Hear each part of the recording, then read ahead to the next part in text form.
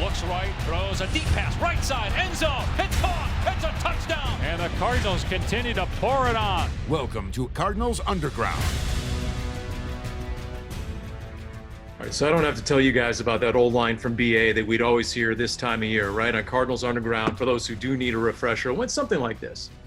If you're an unproven guy or you're a rookie, then come game time, you would either get exposed or get exposure. And I already screwed it up because it was get exposure or get exposed, if I remember the correct order by Bruce Arians and how he described the preseason. Correct, Darren Urban? Am I on the right path there?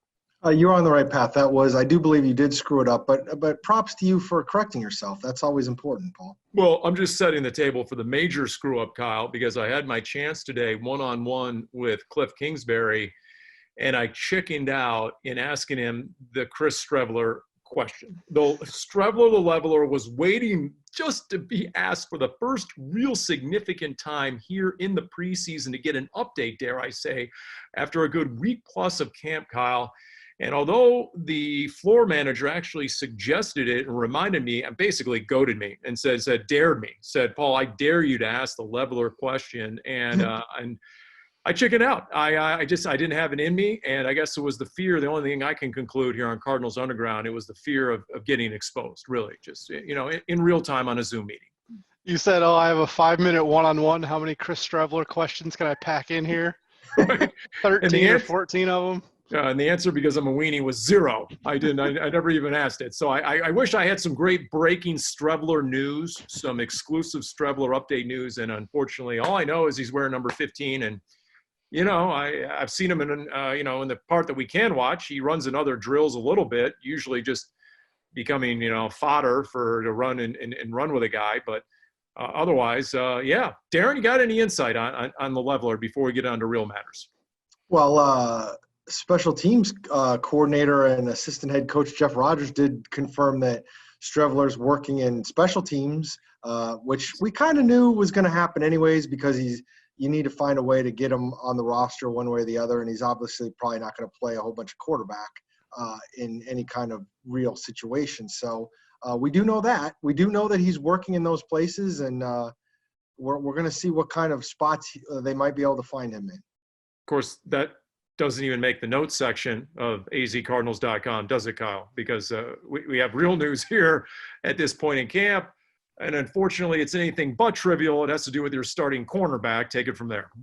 Yeah, pretty rough news. Robert Alford has the torn pectoral muscle that's going to keep him out 4 to 6 months, which, if you do the math, at best case scenario is the very end of the season. So the Cardinals are trying to decide whether to put him on the season-ending injured reserve or to keep him off and hope he can come back. But either way, he's going to be out for at least the vast majority of the season. Didn't they increase that allotment this season? Aren't there 2 or 3 now players you can designate to come back later in the season, Darren? Yeah, and the other thing too is they changed this rule a couple of years ago. You don't have to designate him to come back now. I mean, if they went and put him on IR, they can bring him back. See, the key to that rule, however, and this is what happened with Akeem Butler last year when he went on with still a couple weeks left in the preseason. You can't put a guy on IR and bring him back until it's final cuts. So if they wanted Alford to go on IR and potentially bring him back, which I think they did with him last year, is what happened. They waited to put him on IR until final cut. So I think we'll probably have a good idea. I think he's going on IR either way.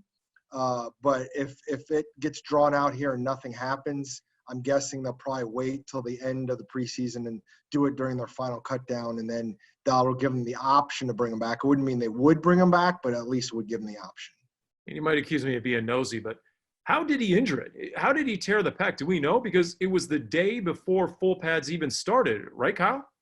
Yeah, and Cliff Kingsbury said that he was basically reaching to break up a pass, and it either happened then or kind of when he went to the ground with the offensive player. They said it looked super routine and wasn't anything glaring, and they weren't exactly sure when it happened, but just one of those freak injuries. And the interesting thing about the IR to me is everything's going really well with COVID-19 at this point, and have been no delays, and really all the teams are doing so great. But if you do get a situation where the season has to move back at all, does that figure into your thinking if that changes the timeline for Robert Alford? So that's one of those situations where any other year you don't consider it, but this season, if you're playing more games into January, does that matter in your decision-making process? And look, it's bad news. When Cliff Kingsbury was asked early in camp, what are some of the areas you're going to be most attentive to and keep your eye on? He listed D-line linebackers, but number one was Robert Alford. He was really curious, and there's no doubt he was a significant part on paper of Vance Joseph's defense. And Vance Joseph mentioned how the 3-4 really starts clicking when you get those two cover corners and you can dial up the other 9. Okay. The only shred of good news here, Darren, is that the Cardinals are used to this because they dealt with it last year. Yeah. Are they going to deal with it in a similar manner? Do you expect Byron Murphy, for example, to be an outside corner again all of a sudden?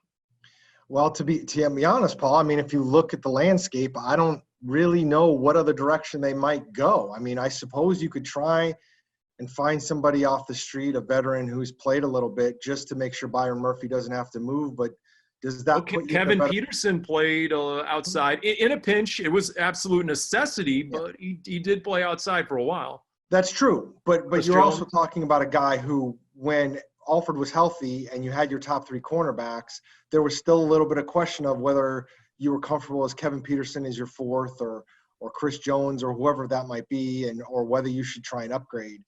I'm not saying they don't have guys that can do it. I mean, both Kevin Peterson and Chris Jones played outside last year if you wanted to keep Byron Murphy inside. So that's absolutely on the table. I think it's just a question of where they feel like they would end up in the best situation. You know, is Murphy, who might be a little less comfortable on the outside compared to inside, is that a better move than to have one of those other guys on the outside and keep Murphy definitely where he's strongest, but you might get a little more weaker on the outside? I don't know, and I don't know if they're going to necessarily know for sure either. You're not going to get any kind of preseason games to test where Murphy is as an outside cornerback right now. It's all going to be when he's going against his own guys. And I do think, from what little I've seen of Byron Murphy, he does look a little bit better on the outside the few times that I've seen him out there. But I mean, again, I think this is something that they got to figure out. There's no question to me that this is obviously not a good scenario. Whenever you lose a starter, it's not a good scenario, but they were absolutely counting on that Patrick Peterson Alford combo, and to lose it already is a tough blow. You know, Kyle, I know you're wondering, what would I do if I was scheming it up? So let me answer that question. I can read it on your face right now. Thank you. Yeah, thank you. If you're a weak link on the defense, they're going to find you, period. So whether Byron Murphy inside, I mean, if he's a weak link, he's a weak link. They'll target him. If you remember back in the day, Tyrann Mathieu was coming off the injury, and they had a game against the Saints, and Brandon Cooks, they matched him up purposely in the slot, and Cooks was a super speedster at that point, and he torched Tyrann, and they exploited that matchup all game long. So if you've got a matchup deficiency, they'll find it. So to me, I'd rather put Byron Murphy where he's strongest, and that, based on everything we've heard from the coaches up to this point, would be inside in a nickel corner, slot corner type role. And then if you have to have a Kevin Peterson, a Chris Jones, maybe the Paulie Pigskin breakout player at camp, Zane Lewis out there, no, that's a long shot. That's not going to happen. But well, I thought Joe Ward was the breakout player. Wait, make up your mind on these breakout players. It's in such demand, Darren, that we have an offensive and defensive player for the first time. My bad. Last year was Chris Jones, by the way, just to let you know. Anyway, I'd rather go with Byron Murphy in the slot, the nickel corner inside, and then give that other corner maybe some safety help over the top. You won't be able to run what you wanted to run when you had Robert Alford in his prime and a Patrick Peterson. But anyway, that's my thinking. So I'm curious which way Vance Joseph goes.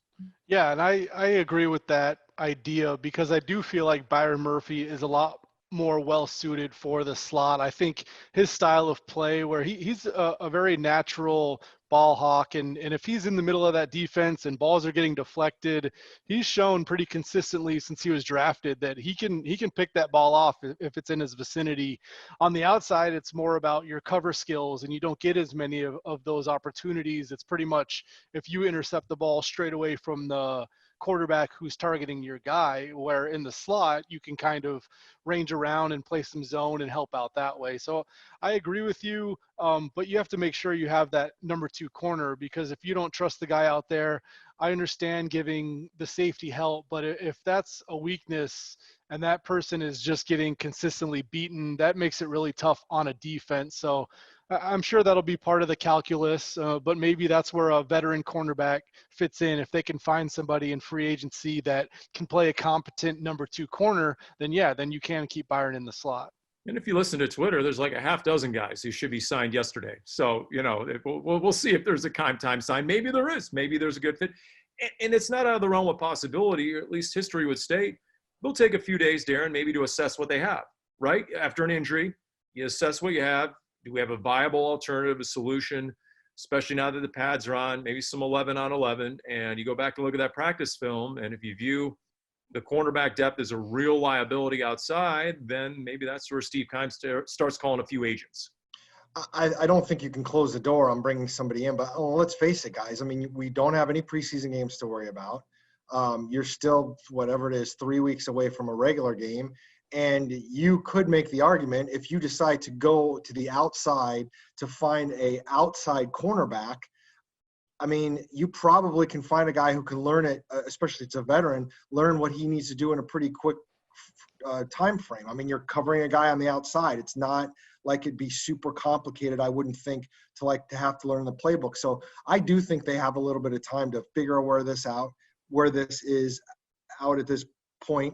And I think you give those guys that are around a little bit of a chance. But, I mean, let's face it, Paul. I mean, everybody we're talking about, because of what happened last year with both Patrick Peterson and Robert Alford, have had a pretty long resume of actual game footage that they can figure out. I mean, did these guys get a lot better with no off-season work? I mean, you probably know exactly who you have, at least who's on the roster right now. No, that's a valid point.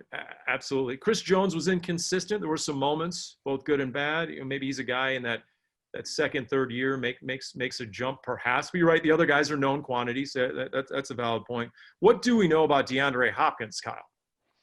He's still battling the hamstring tightness, so he's missed 3 days in a row of practice. And Cliff Kingsbury continues to downplay the severity of it. He says it's not that big of a deal. We'll get him back sooner rather than later. And I did ask him, does this affect, the chemistry with Kyler and learning the offense and the things beyond just the injury? Cliff Kingsbury was not very concerned about that. He feels like DeAndre Hopkins is an all-pro receiver. He knows what to do. You put him out there, he's going to be an asset for a young quarterback. But you want them to practice together as much as possible, especially without the offseason work. So I'm sure they want to get him back on the field as quickly as possible. So is that the real case, or based on DeAndre Hopkins' tweet? I mean, pick it up from there, Paul. Don't go there, Paul. I honestly did not think of a business scenario with him missing practice at all until I saw the response from DeAndre Hopkins to John McClain, and et cetera. Based on everything we had seen in his interaction, you guys have had a lot more interaction with me. You can tell if there's something simmering under the surface with a player and a contract issue. Usually there are signs, there's a storm of brewing, and we saw none of those signs. So to me, I believe DeAndre Hopkins when he refutes it 100%. First of all, let's kind of go back on this a little bit. And most of this has nothing to do with DeAndre, and he just got sucked into it. You had a player on another team who has come out and been confirmed that he is skipping practices. He's going to meetings, but he's skipping practices because he wants a new contract. So you have that. So, okay, maybe that it does actually happen in the league. That's fine. But then you have another person who I happen to know lives elsewhere in the country, happens to be a Cardinals fan, writing something that, he's not around this team. It's pure speculation. And for some reason, people run with it. And John McClain, who I know and works in Houston and knows DeAndre Hopkins well, for whatever reason chose to retweet it, that maybe Hopkins is doing the same thing. And Hopkins, like you said, tweeted out that, I'm absolutely not doing that. And I agree with you, Paul. I've had the chance to introduce myself to DeAndre Hopkins, talk to him very briefly. I've watched him every day he's been out there, the way he's interacting with people. I 100% agree with you. When things are sideways with a contract, there's kind of a underlying tension there. That is not there at all with DeAndre Hopkins. When I see DeAndre Hopkins, when he comes out and doing cool handshakes with the equipment kids and the way he's interacting and laughing with Kyler, this is not a guy who right now is concerned about his contract. I 100% believe DeAndre is not worried about any of that stuff right now. I believe he's got a hamstring issue in the open part of practice.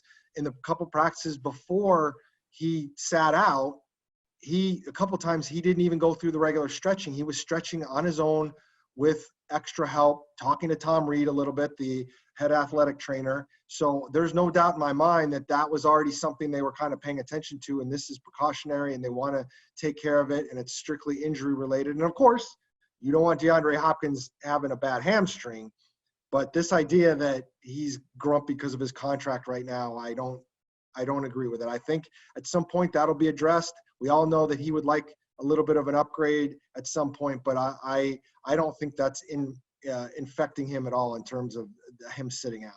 This is most definitely not Anquan Bolden, circa 2007, 2008, up in Flagstaff. And we don't need to rehash that. Darren's face and reaction and the grimace and the way he's wincing tells you, for those of us who were there, it was toxic, and you knew it, and you knew it was about business. Well, it's funny you bring that up, Paul, because I was thinking, again, I didn't know anything about this report, in quotes, air quotes, about DeAndre until DeAndre responded to it, just like you. And the first thing I thought of was, A, DeAndre's not doing that. Even if he hadn't responded, I would have thought DeAndre's not doing that. And B, I don't know if you remember, but right around the time, it was during some OTAs at one point, and I can't remember the exact time frame. I can't remember if it was 2009, maybe the summer after the Super Bowl, whatever it was. Both Darnell Dockett and Anquan were looking for new contracts. I remember Dockett, one OTA where they both had hamstring soreness and they sat out. It was that mandatory minicamp, I think it was. So it was mandatory. They were there, but they had, and even Ken Wisenhunt kind of made a crack about how sore, again, air quotes, their hamstrings were at the time. And it was only like one day. I don't think they didn't do any kind of long-term thing, but that's what I thought of. And that's just not what Hopkins is doing right now. So, Kyle, I don't know if you want to weigh in on the D-Hop. If not, and, we're thankful if you don't at this point because of the, it's wasted a lot of people's time, I think, so far this week.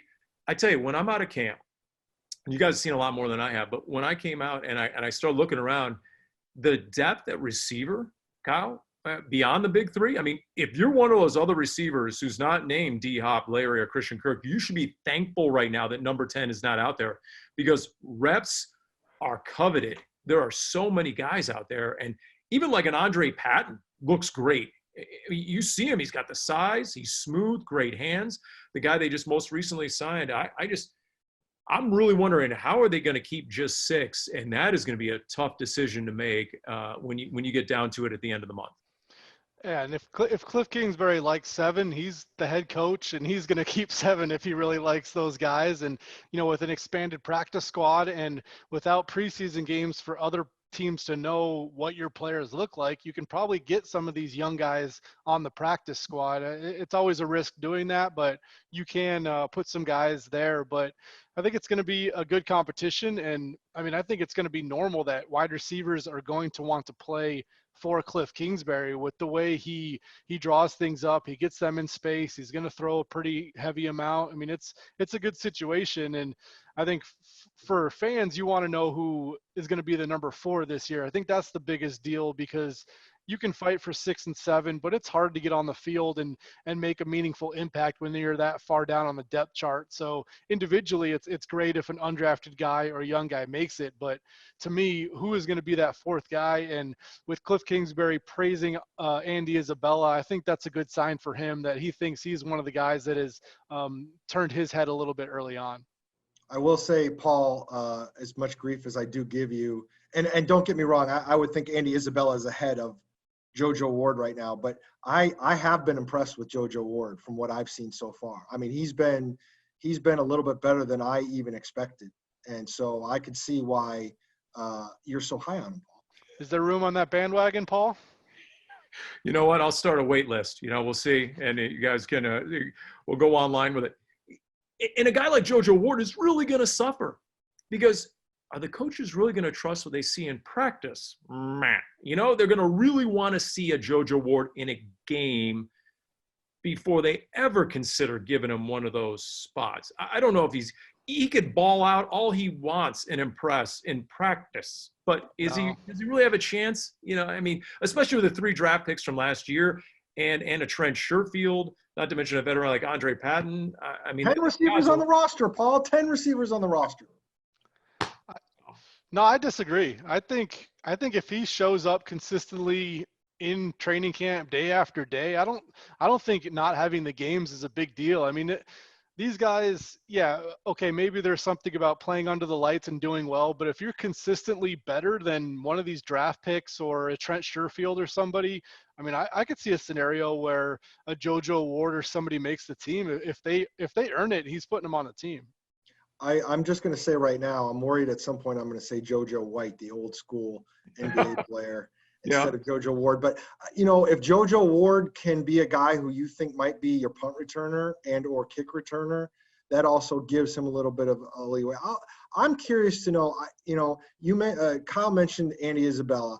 I think so far, super early, I do think Andy Isabella looks better. I think he's absolutely looks driven. He looks thicker. And the other thing is like he's got so much support right now. Kyler Murray loves Andy Isabella. Larry Fitzgerald loves Andy Isabella. With Andy Isabella, looks better. He says he's thicker. I would agree. The time we're allowed to watch, I saw him, they ran a drill with some traffic where there was actually some coverage in there early in practice, and he made a couple of grabs in traffic with his hands out in front of him. We had him on the Big Red Rage. Wolf asked him about a couple of things, and he was very direct and very to the point. And a lot of what he said, it was intriguing, had to come back to confidence. And I said, what would Andy Isabella in year 2 tell a rookie now in year 1? And he said, know you belong. Your talent is good enough to get you there. Feel it, know it, have confidence in yourself. And a lot of that, I think, was him just believing that he belongs. At least those were his words in the Big Red Rage. And so I think it was as much mental for Andy Isabella as anything, Darren. That was my takeaway after talking to him for a good 12 minutes. Well, and I haven't had a chance to talk to him recently, but I will say that the way he's playing looks like a guy who believes he should be out there. And that makes sense. You're a rookie. There's a lot of pressure being a second-round pick, and then it doesn't go the way you're hoping, and then everybody starts talking about, is he a bust as a second-round pick? That's going to hammer at a guy. But again, that's why I think it's so important that Fitz is rooting for him, and Kyler's rooting for him, and Cliff is rooting for him, because those are the most important people for him anyways. And if that helps him get forward, I think that'll make a difference. And Kyle, he has one thing none of the other receivers has, and that's the 4.3 40.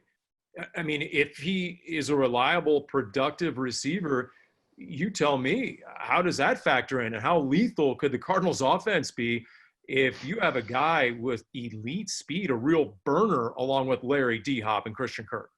Yeah, it's funny.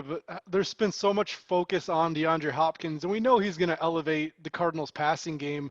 But yeah, if Andy Isabella becomes an average receiver or better, to have 4 guys like that, you're talking about competing with the depth of any receiving core in the NFL. And the way they use Andy Isabella will be interesting to me. He's got, like you said, the 4.34 speed, so he can go over the top. But also, he seems like he's a pretty good guy as far as running the shifty routes. If you run from the slot like a Julian Edelman, like they've talked about before, can he give that element where he's able to get away from safeties, or if a linebacker is trying to guard him, he should win those matchups. So we'll see where they play him, if it's outside a decent amount, if it's in the slot. But to have the ability to be the deep threat and somebody who can win those intermediate routes, as well as do some bubble screens and things like that, that could really add another element to the offense. Right, a totally opposite receiver to Andy Isabella and his size would be Hakeem Butler. and the gigantic one. And he presents an element that none of the other receivers present, just the sheer size. Darren, have you seen enough about Hakeem Butler, based on the fact we saw virtually nothing last year, to get a sense as to where he might be trending? I mean, for me, I think when I'm watching Hakeem Butler right now, he reminds me basically where he was at this time last year. And that's not necessarily a knock after he misses a whole year, but I see the idea that you can send him deep and he can try and go after some jump balls. I see him still having to work very hard on getting in and out of breaks, which is really, it's tough with his body type to do that well. I see the coaches really working hard with him on that kind of stuff.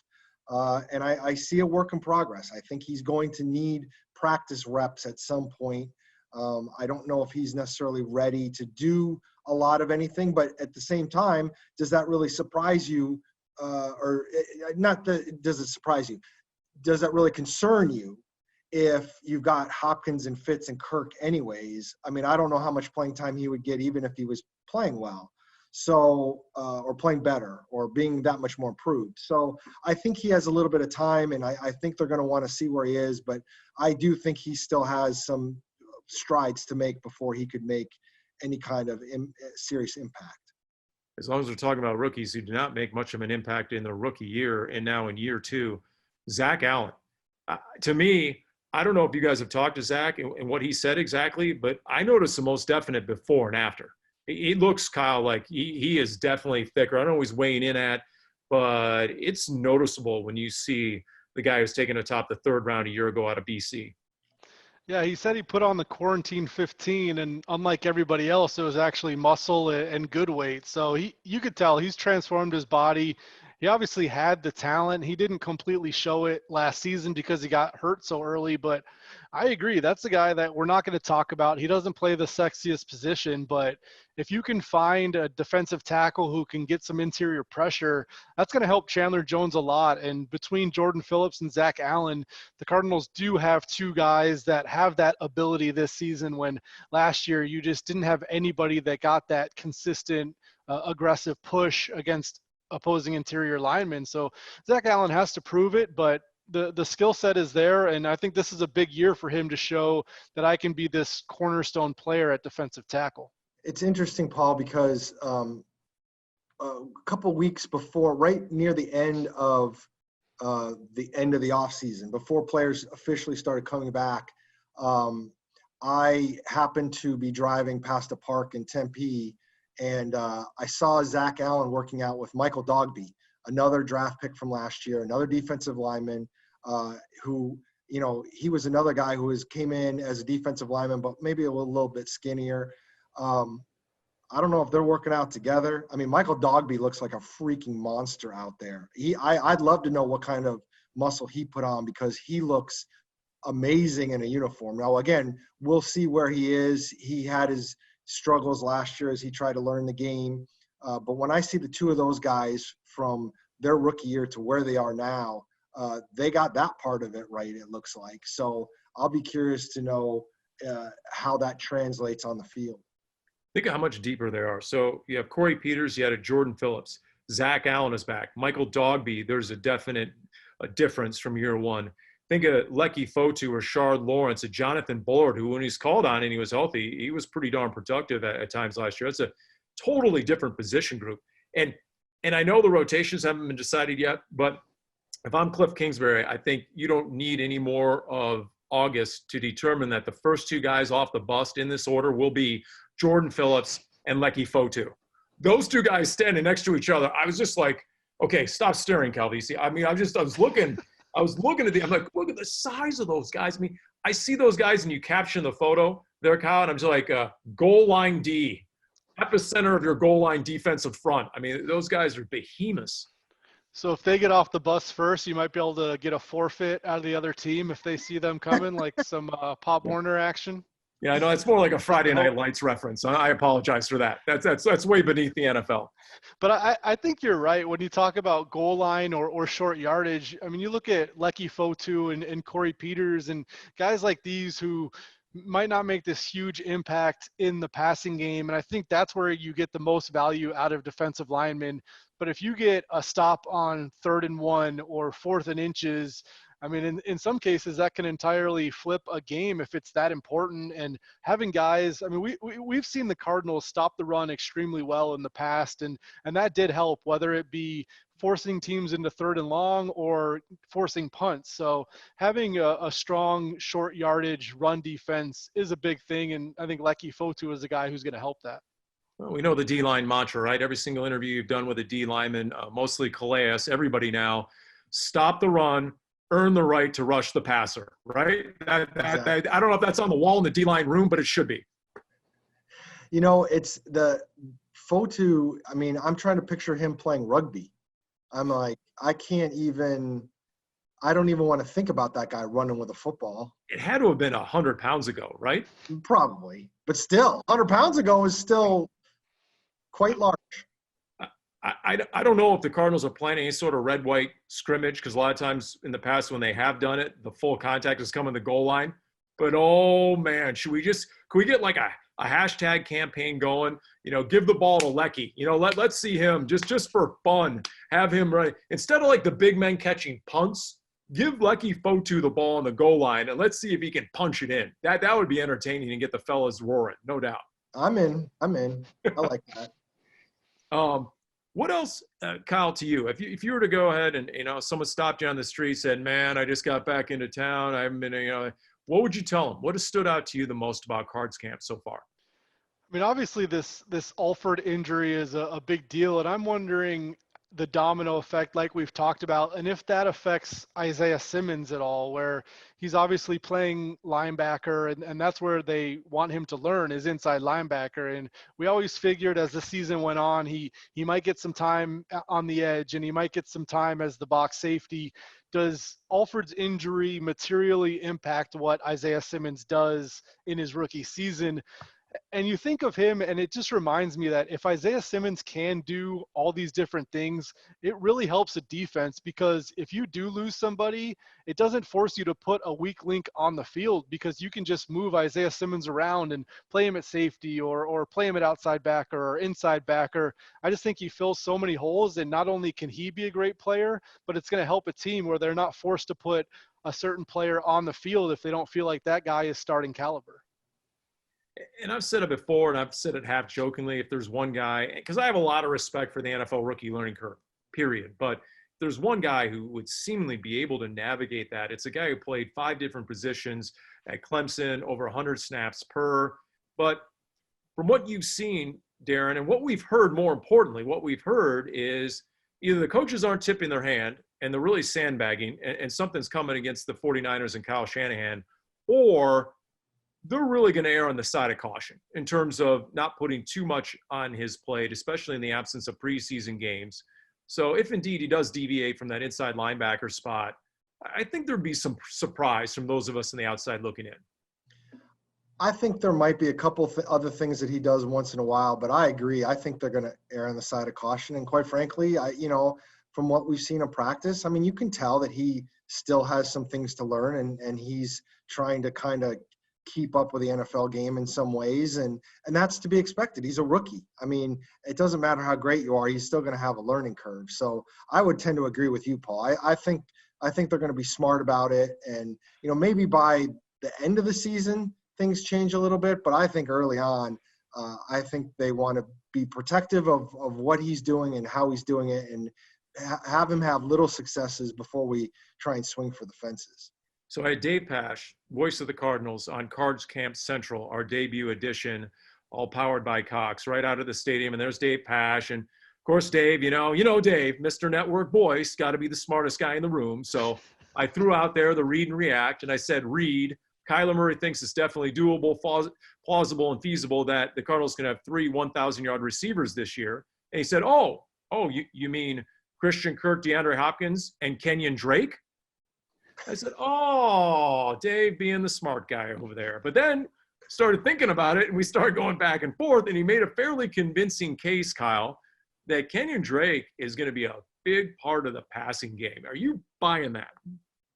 Not really. I don't think he's going to get close to 1,000 yards. I mean, you saw the way Bruce Arians used David Johnson, and if that was the scenario, yeah, he could get to 1,000 yards. But Kenyon Drake, I don't think is going to get a healthy enough number of targets to get near 1,000 yards. But what I do think he can do is be more efficient and productive when he does get the ball, because I wouldn't be surprised if he caught 50 passes. And last season, he only averaged 6.1 yards per catch. And if you can get that up to 10 yards a catch, which I think is definitely possible, then you're talking about a much bigger impact in the passing game. So I think he's going to be more productive this season compared to last in the passing game, but 1,000 yards is a pipe dream. And I would agree with you that David Johnson is the rare exception of a running back with true receiver skills. For the most part, Darren, he's going to get most of his targets check down style, right? Drake is? Yeah. Right? I mean, Kenyon Drake, he's going to be the last alternative when things are breaking down, and he's just going to either be the hot or the check down. That's what I believe, and I do think he can definitely improve that yards per catch average. But yeah, I mean, one of the reasons David Johnson was able to threaten 1,000 yards is because they used him down the field sometimes. And I know Christian McCaffrey is a guy with 1,000 yards, but by the time we got to the end of last year with the Panthers, it felt like, Christian McCaffrey was the only offensive weapon the Panthers had, and they could give him the ball pretty much every play. That's not going to be the case here. I mean, Kenyon Drake, I agree with Kyle. I mean, he could be a much better receiver, and still Kenyon had 50 catches last year, 53 the year before. He'll probably, I could see him still being in that range just because, and 50 all year, not with the Cardinals. He could still be in that range just because there's so many other people you want to get the ball to, whether it's Kirk or Isabella or Fitz or Hopkins or Dan Arnold or even Max Williams. I mean, there's going to be so many different targets. I don't see him threatening. I don't see any way they're getting a trio of 1,000 yards. And in fact, I mean, we saw last year, I mean, they needed to be better in the passing game. They needed to get a better receiver like DeAndre Hopkins. But, the way they play, I'm not even 100% sure they're guaranteed to have one 1,000-yard receiver. And they could still have like 4 or 5 guys that have really good years the way they're going to operate. I do think DeAndre Hopkins has a good chance at 1,000, but I just think the way they spread around, the way Kyler operates, I don't know if 1,000-yard receiver and the way those statistics build up, I don't know if that's in what they do. I think you had pointed out on azcardinals.com when 2008, when they had Larry, Naquan Bolden, and Steve Breston, that's because they had arguably the worst rushing game in the NFL during the regular season. And one of the big reasons they made the postseason run was because the run game came alive and they truly were a balanced offense. And I'm with you. I think the Cardinals are a much more balanced offense. And I proceed with trepidation because Kyle's going to shoot me down right here.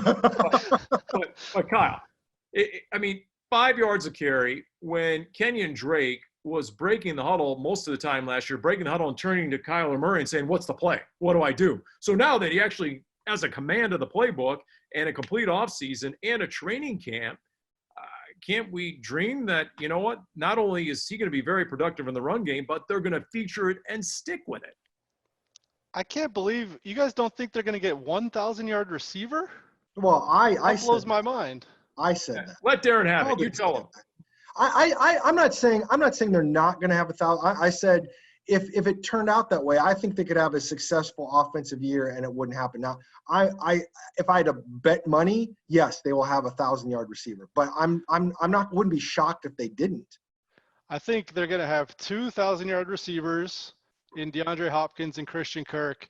I think they're going to play really fast. I think they're going to throw a lot. So I think they're still going to be efficient running, but if their offense takes the next step, it's going to be through the passing game. And I feel like Cliff Kingsbury wants to throw the ball. If they're good at it, he's going to do it. So I expect them to be better in the passing game. And I get it. If they average 5.0 yards per carry again, then you do that. But I think it's far from a given to do that. When you were number 2 in rushing efficiency last season, it's normal to regress a bit. So if they're top 10 in rushing, you do it some, but passing is the name of the game in the NFL. And I think they're going to be a much better passing team, and Cliff Kingsbury is going to lean on it.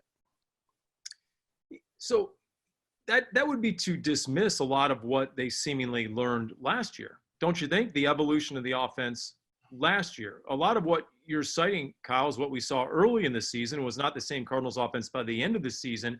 Are they going back to more of a philosophy that they espoused early last season because now they have the weapons at receiver? Is that your contention? I just think Cliff Kingsbury will do what he's good at. And I just think it's natural to think that because you did so well running the ball last year and because you have the same guys that you're going to be so good. But you're talking about a franchise record in yards per carry when this franchise goes back 100 years, more than 100 years. So it's very rare to do what you did. And if they come back a little bit, and if you average 4 yards a carry, that doesn't necessarily mean you're going to be leaning as much on the running game. And knowing DeAndre Hopkins is coming in, knowing that Kyler Murray, the game is slowing down for him, he should be taking this step forward.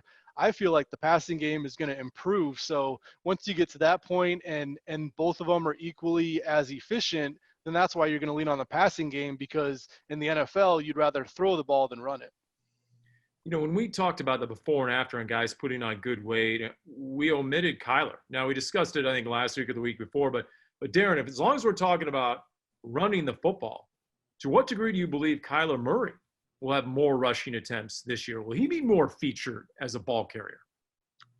I don't think so. And here's why I don't. I tend to agree with Kyle in that I think they're going to want to try and upgrade the passing game more than where they were last year. And I don't think running your quarterback more often that's what you want to do. The other thing is, and it goes back to the same thing, I don't care what kind of weight or muscle or whatever Kyler put on.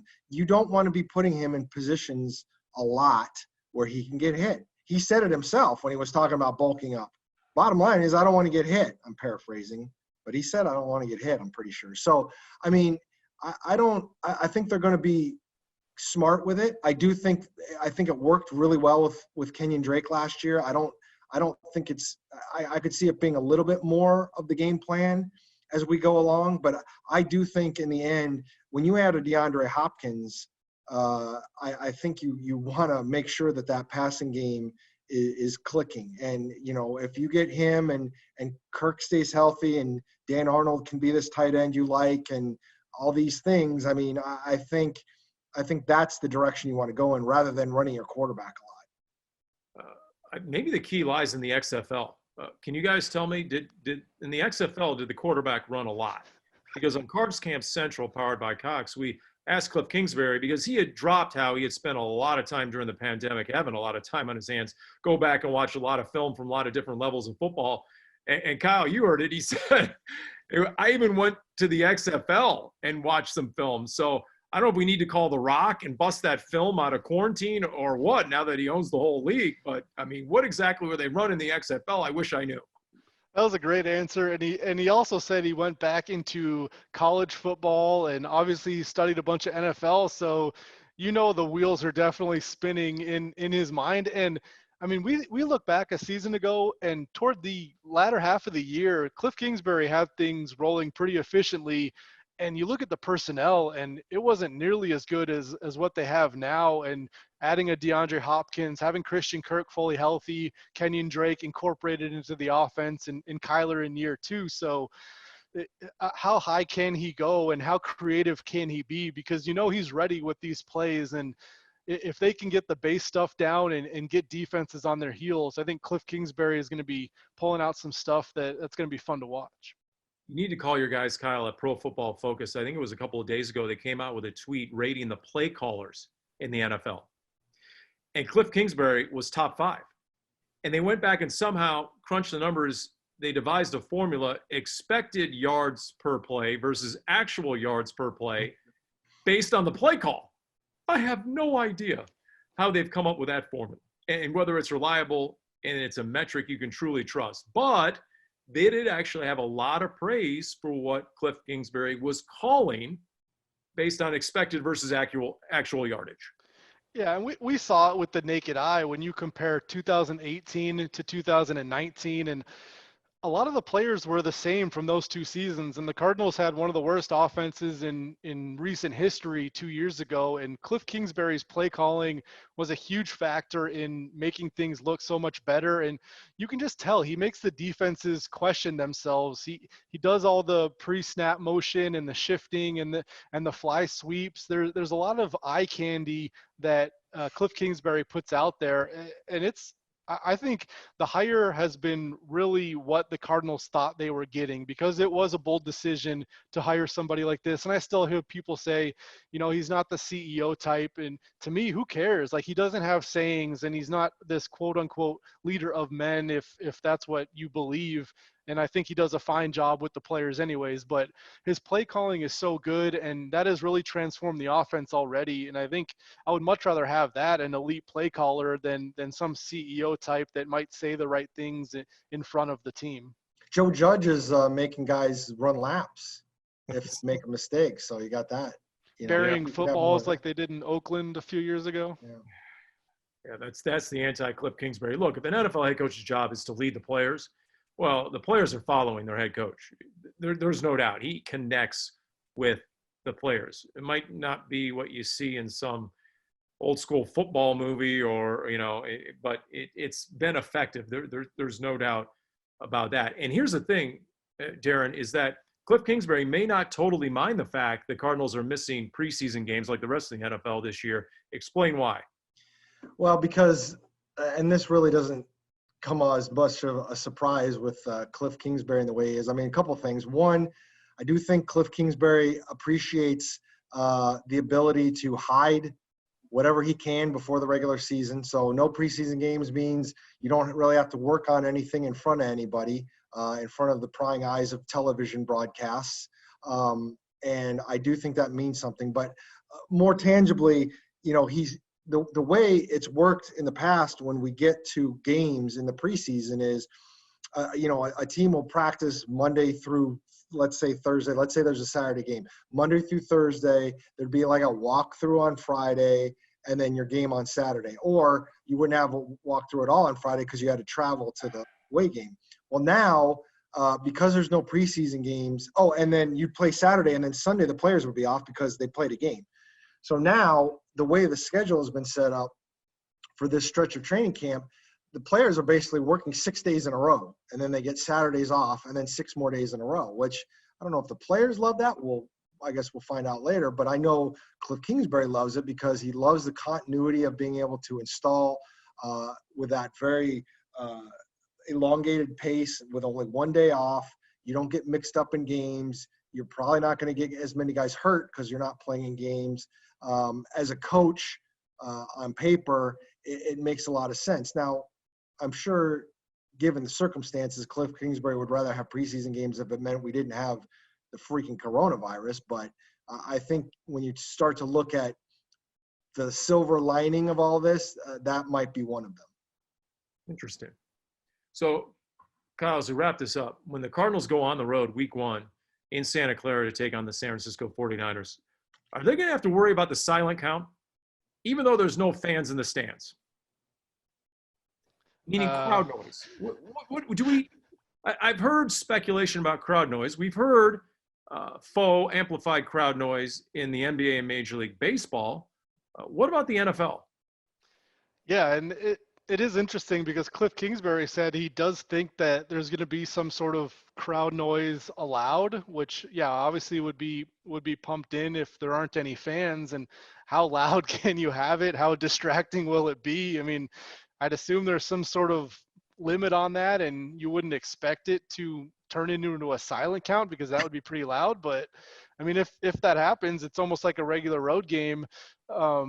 On the flip side, Vance Joseph was saying that if there aren't fans, then he's going to have to worry about the defensive communication and the quarterback hearing what Jordan Hicks is telling his teammates as far as blitzes or coverages. And if the quarterback hears the same thing over and over and he knows what coverage is coming, you're going to be in a bad spot defensively. So Vance Joseph said they almost have to disguise their calls and have multiple calls for their one. And all that stuff is very interesting to see what either the pumped-in crowd noise or the very quiet nature of a empty stadium, how that affects the season.